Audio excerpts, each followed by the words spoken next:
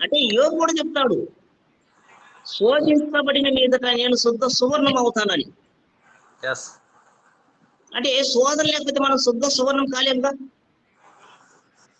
అప్పుడు ఎదుటి వాళ్ళు ఏమనుకుంటారు, వీటేంది క్రైస్తవుడు అంటాడు, ఎప్పుడు చూసినా ప్రార్థన అంటాడు, ఎప్పుడు చూసినా దాన ధర్మాలు చేస్తాడు, ఈ దౌర్భాగ్యుడికి ఎందుకు ఈ స్థితి వచ్చిందంట. ఎందుకు వచ్చింది ఆ స్థితి? ఆయన గొప్పతనాన్ని సాటింపు వేయడానికి ఆ స్థితి వచ్చింది. మరి ఇప్పుడున్న గొప్పతనానికి మించిన గొప్పతనం వచ్చిందా యోగుకి తర్వాత వైభవం వచ్చిందండి? అన్ని రెండే పెళ్ళం తప్పితే. మరి అన్ని రెండు అనేసరికి పెళ్ళం కూడా ఇద్దరు బ్రదర్ అన్నాడు ఒకడు. అందుకని మీరు అడగకూడదని అన్ని రెండంతలు అయిందన్న. కాబట్టి దేవుడు చేస్తున్న కార్యాన్ని మనం గుర్తించలేము. కానీ ఏది ఏం జరిగినా అది మనుషుల మేలు కొరకే దేవుడు చేస్తాడు కానీ